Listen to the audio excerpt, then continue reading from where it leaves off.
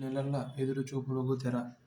అంతర్జాతీయ అంతరిక్ష కేంద్రంలోకి ప్రవేశించిన క్రూ-10 వ్యోమగాములు. ఐఎస్ఎస్లోకి చేరుకున్న వ్యోమగాములతో సంతోషాన్ని పంచుకుంటున్న సునీతా విలియమ్స్. సునీత, వెలుమోళ్ల తిరుగు ప్రయాణానికి మార్గం సుగమం. క్రూ-10 మిషన్లో భాగంగా శనివారం అమెరికాలోని కేస్ కెనావరల్ అంతరిక్ష కేంద్రం నుంచి క్రూ-డ్రాగన్లో 4 వ్యోమగాములు రింగ్లోకి పయనమైన సంగతి తెలిసిందే. అమెరికాకు చెందిన Anne McClain, Nichole ISS, Japan వ్యోమగామి టోమోయోషి ఓనిషి, రష్యాకు చెందిన కిరిల్ ప్యాస్కోవ్ ఉన్నారు. 5 ఏళ్లలో తొలిసారి టూర్ నుంచి టూర్డౌన్కు ఏపీఆర్సీబీ పిటిషన్ దాఖలు చేసింది. ట్రాన్స్కోకు రూ. 10,59 కోట్లను డిస్కంలకు సర్దుబాటు చేయాల్సిన ప్రతిపాదన. నేడు 202 మంటల వడగాలులు. హూతీలపై విరుచుకుపడ్డ అమెరికా. వైమానిక దాడిలో 37 మంది మృతి, 1 మందికి గాయాలు. రాజధాని పనులకు 11,000 కోట్ల హుడ్కో రుణం. నార్త్ మాసిడోనియా నైట్ క్లబ్లో ఘోర అగ్ని ప్రమాదం, 59 మంది మృతి, 150 మందికి గాయాలు. గంజాయి స్మగ్లర్ల ఆర్థిక మూలాలపై క్షేత్రస్థాయి జప్తు చేయనున్న ఈగల్. కనీస 1,100 మందిని చేయాలని లక్ష్యం. ఇప్పటికే ఇద్దరిపై జప్తు, 10 పథకం. తవ్వేది బంగారం, పంచేది కాలుష్యం. కర్నూలు జిల్లాలో బంగారం, బెంగళూరు ప్రాంతాల్లో పడిపోతున్న పంటల దిగుబడులు. బోర్లో నీరు కలుషితమైందని గ్రామస్తుల ఆందోళన. జొన్నగిరిలో డ్రిల్లింగ్ చేయాల్సిన ప్రాంతం. నేడు తెలంగాణ అసెంబ్లీలో ఎస్సీ వర్గీకరణ, బీసీలకు 42% రిజర్వేషన్ బిల్లులు. తాగే నీరు విషమై దేశ ఆర్థికానికి ఏటా 17,000 కోట్ల పైగా నష్టం చేస్తున్నట్లు పశువులు హెచ్చరిస్తున్నారు.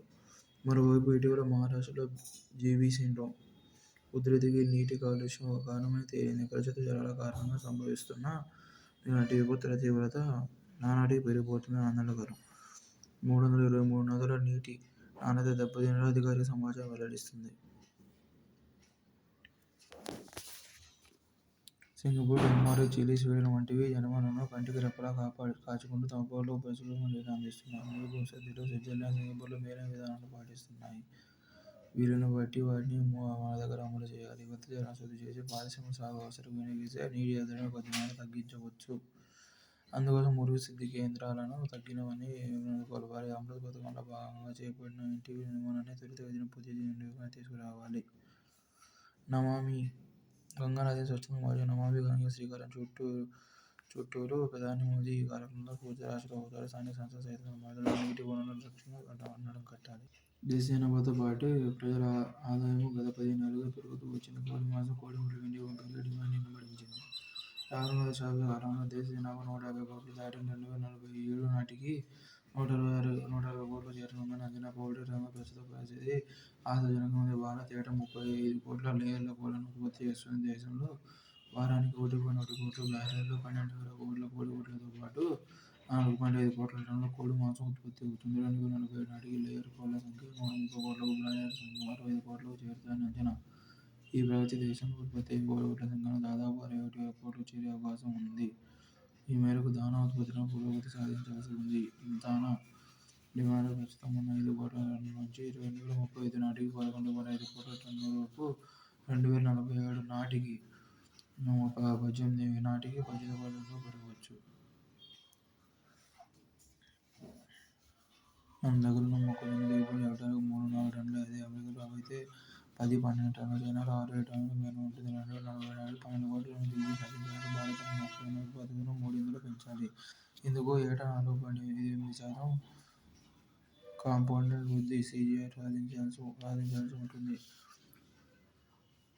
ప్రస్తుతం ఇది 3.2%గానే ఉంది. దేశంలో సోయాబీన్ ఉత్పత్తి కూడా పెరిగి అమెరికా వంటి దేశాల కన్నా చాలా వెనుకబడిపోయింది. ఆయా దేశాలు హెక్టారుకు 4 టన్నుల దిగుబడి లభించినా భారత్ అది 1.8-1.5 మధ్య ఉంటుంది.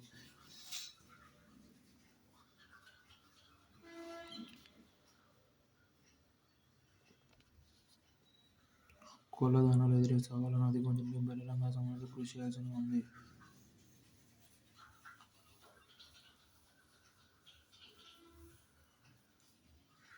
వికసిత్ భారత్ దేశ స్థాయి పయనం భారత పౌల్ట్రీ పరిశ్రమ అభివృద్ధితో పెనవేసుకుని ఉంది. 100 ఏళ్ల స్వతంత్ర భారతం ఆరోగ్యకరమైన కోడి మాంసాన్ని భారీగా ఉత్పత్తి చేయగల సామర్థ్యాన్ని సాధించడానికి ఇప్పటికే ఇప్పటి నుంచి మరింత కృషి చేయాలి. అత్యాధునిక సాంకేతిక పరిజ్ఞానాన్ని వినియోగించాలి. సమగ్ర పద్ధతిని అనుసరించడం అనివార్యం. పౌల్ట్రీ పరిశ్రమ కేవలం ఒక ఆహార వనరు మాత్రమే కాదు, దేశ ఆహార భద్రతకు, ఆర్థిక వృద్ధికి మూలశం వంటిది కూడా. మంచు కరిగి ముంచుకొస్తున్న ముప్పు.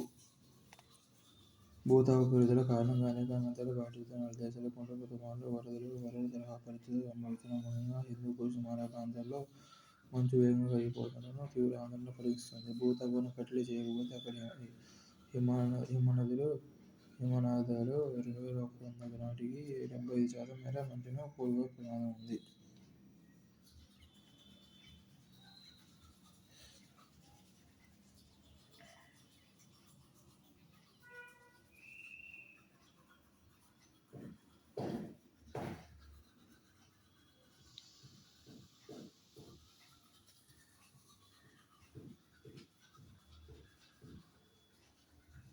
మార్చి 21వ తేదీకి ప్రపంచ హిమాలయ పరిరక్షణ దినోత్సవం పాటించాలంటోంది. మరుసటి రోజు ప్రపంచ జల దినోత్సవం. ఈ ఏడాది రెండు దినోత్సవాలను వెంట వెంటనే పాటించడం ద్వారా నీటికి, హిమాలయ నదులకు మధ్య ఉన్న అవినాభావ సంబంధాన్ని ప్రపంచానికి గుర్తు చేయాలని ఐరాస సంకల్పించింది.